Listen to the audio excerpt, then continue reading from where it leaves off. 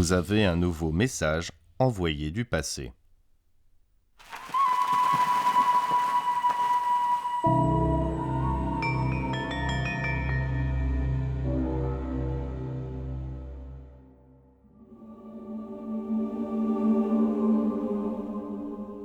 Au moment où la vie approche de ses limites, même un empereur ne pourrait les franchir.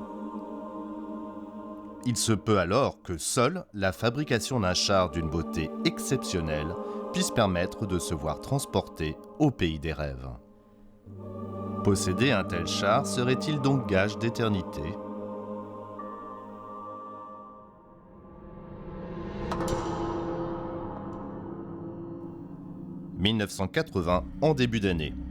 Dans le district de Lingtong, sur le côté ouest du monticule recouvrant le mausolée, voilà que l'on découvre deux chars de bronze.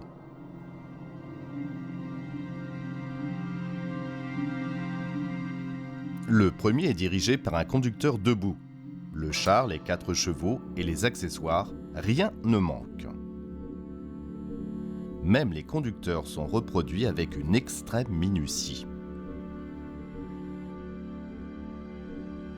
Alors que le char et les chevaux sont faits de bronze, les harnais sont faits d'argent et d'or. Certaines parties sont encore colorées. Pour le monde de l'archéologie chinoise, il s'agit à ce jour de la reproduction la plus noble, la plus fidèle d'un char antique.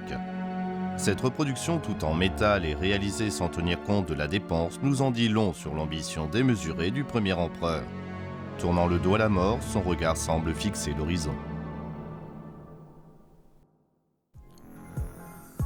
Le char numéro 1 mesure 1,52 m de haut pour 2,25 m de long, ce qui équivaut à 50% des dimensions d'un vrai char. Sa taille imposante distingue d'ailleurs cette réplique des autres objets funéraires habituels. Et même s'il n'est pas aussi gros qu'un char véritable, il est sans conteste très beau. Le char pèse plus d'1 tonne, mais n'est pas du tout constitué d'un seul bloc de bronze puisque l'on peut compter jusqu'à plus de 3000 composants. Que ce soit pour leur nombre ou pour leur diversité, toutes ces pièces détachées ont constitué un immense défi, que ce soit pour leur façonnage ou leur assemblage. Pour les pièces longues ou pesantes, on a eu recours à la technique de moulage en creux. Pour celles larges mais fines, on a utilisé en parallèle la fonte et le forgeage. Ces assemblages complexes, qui sont donc constitués de pièces détachées toutes simples, peuvent être montés grâce à des charnières, des boutons, des clous ou bien des anneaux.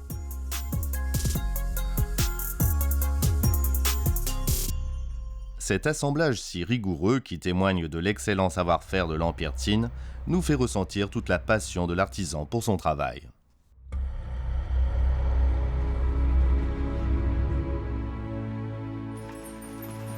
En 221 avant notre ère est fondée la dynastie Qin. Yingzheng, qui s'autoproclame premier empereur de Chine, a l'intention de créer un système étatique parfait. À travers toutes les préfectures à présent assujetties au gouvernement central, il impose une écriture, un écart des cieux et une largeur des voies standardisées, tout en construisant des routes qui mènent aux 4 coins du pays.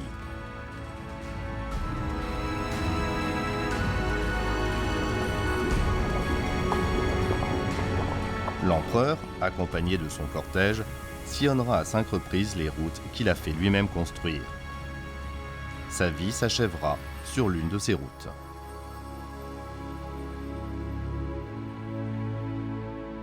Sa garde d'honneur, jadis si majestueuse, va alors se charger de garder son tombeau. C'est donc dans ce mausolée souterrain que les troupes vont attendre en silence le retour de l'âme de leur souverain.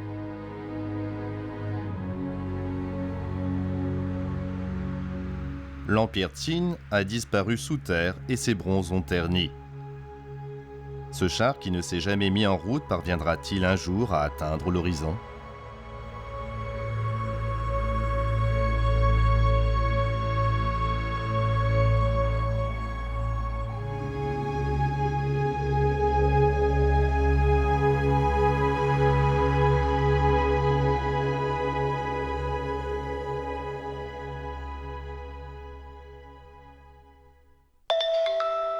De nouveaux messages du passé attendent d'être lus.